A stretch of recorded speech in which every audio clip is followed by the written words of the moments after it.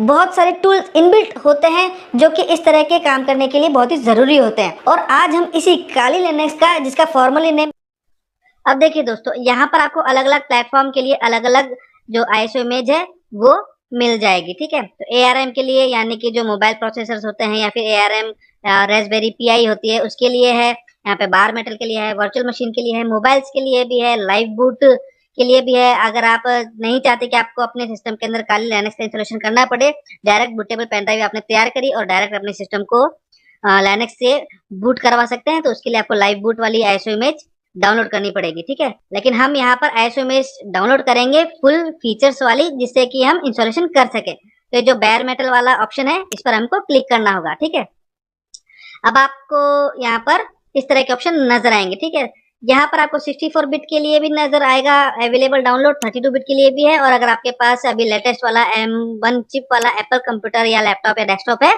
तो उसके लिए भी आपको इंस्टॉलर नजर आएंगे। अब देखिए दोस्तों, यहाँ पर आपको तीन ऑप्शन नजर आते हैं, वीकली है, इंस्टॉलर है और नेट इंस्टॉलर है। तो वीकली जो है दोस्तों ये अनस्टेबल एडिशन है, इसके अंदर आपको सारे लेटेस्ट फीचर देखने को मिल जाएंगे, लेकिन वो टेस्टेड नहीं होते हैं। यहाँ पर इंस्टॉलर जो दिया हुआ है बीच के अंदर, यहाँ पे आपको रिकमेंडेशन का भी ऑप्शन नजर आएगा, इसके अंदर आपको स्टेबल वर्जन सारे मिल जाएंगे। और जो नेट इंस्टॉलर है इसके अंदर जो डाउनलोड आप आईएसओ करेंगे उसका साइज काफी कम होगा, तकरीबन 400 MB के आसपास का होगा। लेकिन जब आप इंस्टॉलेशन करेंगे तो उस समय नेट कनेक्टिविटी देना कंपलसरी होगा और इसके जितने भी फीचर्स होंगे वो इंटरनेट के द्वारा ही डाउनलोड किए जाएंगे। ठीक है, तो ये जो इंस्टॉलर है 64 बिट वाला जो रिकमेंडेड है, आपको यही डाउनलोड करना है। अब आप चाहें तो डायरेक्ट डाउनलोड कर सकते हैं ब्राउजर से, या फिर अगर आप टॉरेंट का इस्तेमाल करते हैं तो टॉरेंट से भी इसे डाउनलोड कर सकते हैं। दोस्तों मेरे पास 20.3 वर्जन की आईएसओ इमेज रखी हुई है, तो मैं उसी से ही आपको इंस्टॉलेशन करना बता रहा हूँ। बूटेबल आईएसओ इमेज बनाने के लिए ईचर की जरूरत पड़ेगी। ठीक है, तो ये एक छोटी सी यूटिलिटी टूल है, इसका आपको डाउनलोड लिंक मैं डिस्क्रिप्शन बॉक्स में दे दूंगा। ठीक है, सिंपल है, आपको यहाँ से इसे डाउनलोड कर लेना होगा। तकरीबन 124 MB के आसपास का ये सेटअप है, इसे आपको डाउनलोड कर लेना होगा। अब ईचर जो है दोस्तों वो आपको अलग अलग प्लेटफॉर्म के लिए अवेलेबल हो जाता है। अगर आप विंडोज़ के लिए इस्तेमाल करना चाहते हैं तो यहाँ पर विंडोज़ 32 बिट और 64 बिट के लिए पोर्टेबल वर्जन अवेलेबल है। अगर आप मैक का इस्तेमाल करते हैं तो यहाँ से आपको मैक के लिए डाउनलोड करना है, और अगर आप लाइनक्स का इस्तेमाल करते हैं तो यहाँ से आपको लाइनक्स के भी ऑप्शन देखने को मिल जाते हैं। तो जैसा आप ऑपरेटिंग सिस्टम का इस्तेमाल करते हैं उसी के अकॉर्डिंग आपको इसे डाउनलोड कर लेना होगा। दोनों चीज़ें डाउनलोड हो जाने के बाद आपको आपके सिस्टम के अंदर 8 GB या उससे ज़्यादा की पेन ड्राइव को कनेक्ट करना होगा, और इसके बाद जो यूटिलिटी टूल हमने डाउनलोड किया है उसके ऊपर आपको राइट क्लिक करके रन एज एडमिनिस्ट्रेटर करके इसे ओपन करना होगा। यूएससी कंट्रोल अगर अपेयर होता है तो इस पे क्लिक करना है आपको। लाइसेंस एग्रीमेंट आपके सामने आ जाता है, इसे आपको एक्सेप्ट कर लेना होगा, और इसके बाद ईचर का सेटअप आपके सिस्टम के अंदर इंस्टॉल हो जाएगा। अब इसके बाद ईचर का डायलॉग बॉक्स आपके सामने आ जाता है। ठीक है, कुछ इस तरह से डायलॉग बॉक्स ओपन आता है। तो सबसे पहले आपको यहाँ पर पहले वाले ऑप्शन के ऊपर जाना है, और यहाँ से आपको आपने जो काली लिनक्स की फाइल डाउनलोड कर रखी है उसे आपको सिलेक्ट कर लेना होगा। ठीक है, इसके बाद यहाँ पर आपको टारगेट सिलेक्ट करना है। टारगेट के अंदर हम हमारी फ्लैश ड्राइव को सिलेक्ट करेंगे, तो यहाँ पर आपको क्लिक करना है। हमने यहाँ पर जो हमारी पेन ड्राइव को लगा रखा है इस पर आपको चेक बॉक्स पे टिक कर देना होगा। ठीक है, और इसके बाद सिलेक्ट पे क्लिक करना होगा, और इसके बाद सिंपली आपको फ्लैश पे क्लिक करना होगा। आपको ध्यान रखना है कि आपकी पेन ड्राइव के अंदर कोई भी डेटा नहीं होना चाहिए, अगर कोई डेटा हुआ तो वो डिलीट हो जाएगा। अगर यूएससी कंट्रोल अपेयर होता है तो आपको यस पे क्लिक कर देना है।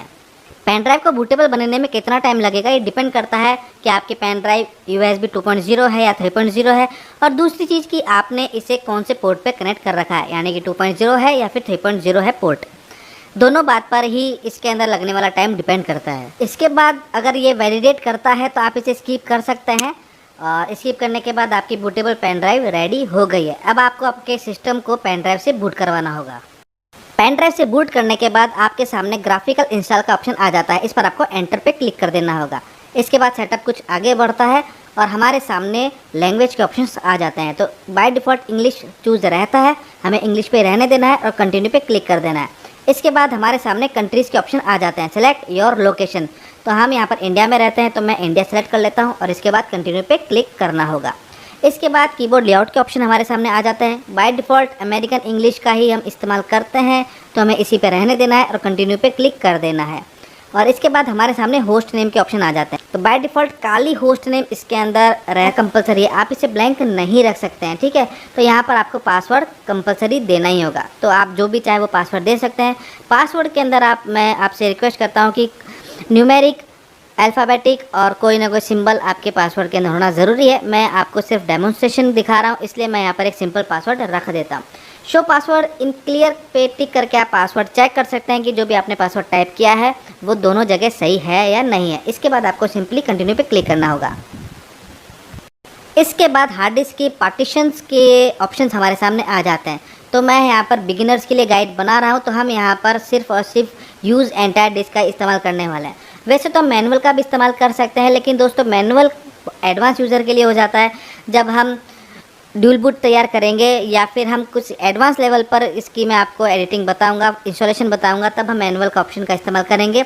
लेकिन ये बिगिनर्स गाइड है, तो हम यहाँ पर पहला ऑप्शन यूज़ एंटायर डिस्क का इस्तेमाल करेंगे। तो इस पर आपको क्लिक कर देना है और इसके बाद कंटिन्यू पे क्लिक करके आगे बढ़ना है। इसके बाद आपके सिस्टम के अंदर जो हार्ड ड्राइव कनेक्ट होगी वो आपके सामने आ जाएगी। तो इस पर आपको क्लिक करना होगा और कंटिन्यू पे क्लिक करना होगा। इसके बाद आप यहाँ पे देख सकते हैं कि all file in one partition का ऑप्शन आपके सामने आ जाता है, जो कि रिकमेंडेड बताया गया है नए यूज़र के लिए। अगर आप होम पार्टीशन सेपरेट स्पेस देना चाहते हैं या फिर आप अलग अलग फंक्शंस के लिए अलग अलग पार्टीशन डिफाइन करना चाहते हैं, तो आप नीचे वाले ऑप्शन पे क्लिक कर सकते हैं। लेकिन हम यहाँ पर फ्रेश इंस्टॉलेशन करेंगे, रिकमेंडेड यूज़र के लिए करेंगे, नए यूज़र के लिए करेंगे। तो all file in one partition का ऑप्शन को आपको चूज़ करना होगा और इसके बाद सिंपली आपको कंटिन्यू पे क्लिक कर देना होगा। इसके बाद जो भी हमने समरी तैयार की है, जो भी हमने ऑप्शन चूज़ किए हैं, उनकी एक ब्रीफ समरी आपके सामने आ जाती है। आप इसे चेक कर लीजिए और इसके बाद सिंपली आपको कंटिन्यू पे क्लिक करना होगा। अब इसके बाद ये आपको लास्ट बार पूछता है कि write the change to the disk. इसके बाद आपको यहाँ पे यस पे क्लिक करना होगा और सिंपली कंटिन्यू पे क्लिक करना होगा। इसके बाद सेटअप का प्रोसेस कुछ आगे बढ़ता है और डेस्कटॉप एनवायरनमेंट के ऑप्शंस आपके सामने आ जाते हैं। तो यहाँ से आपको चेक कर लेना है कि आप कौन सा डेस्कटॉप एनवायरनमेंट अपने लिए चाहते हैं। जिनोम चाहते हैं, केडी प्लाज्मा चाहते हैं, या फिर आप काली लिनक्स के जो एडिशनल टूल्स होते हैं वो भी इंस्टॉलेशन टाइम पर ही अपने सिस्टम के अंदर अगर इंस्टॉल कर लेना चाहते हैं, तो इन सभी के ऑप्शंस आपको यहाँ पर नीचे देखने को मिल जाते हैं। तो आप अपने अकॉर्डिंग डेस्कटॉप एनवायरनमेंट सेलेक्ट कर लीजिए। जो ऑप्शन आपको टिक करना है कर लीजिए, जिसको रहने देना है छोड़ दीजिए और इसके बाद सिंपली कंटिन्यू पे क्लिक कर देना है। इसके बाद आपका सेटअप आगे बढ़ने लग जाता है। इस सेटअप के अंदर टोटल कितना टाइम लगने वाला है ये डिपेंड करता है आपके कंप्यूटर के हार्डवेयर कॉन्फ़िगरेशन के ऊपर। इसके बाद ग्रैब बूट लोडर की इन्फॉर्मेशन आपके सामने आ जाती है। तो सिंपली है आपको यस पे क्लिक करना है और इसके बाद कंटिन्यू पे क्लिक करना है। इसके बाद ग्रैब को कौन से पार्टीशन के अंदर आपको इंस्टॉल करना है वो सिलेक्ट करना है और उसके बाद कंटिन्यू पे क्लिक करना है। इसी के साथ आपका सेटअप आगे बढ़ता है और सेटअप का प्रोसेस कंप्लीट होने लग जाता है। जब सेटअप कंप्लीट हो जाएगा तो इसके बाद आपके सामने इंस्टॉलेशन फिनिश्ड का एक मैसेज आ जाएगा। इसके बाद आपको कंटिन्यू पे क्लिक करना होगा। आपका सिस्टम रिबूट हो जाएगा। रिबूट होने के बाद आप काली लाइनक्स का एक बहुत ही प्यारा लोगो देखेंगे और इसके बाद यूजर नेम पासवर्ड का डायलॉग बॉक्स आपके सामने आ जाएगा। तो यहाँ पर जो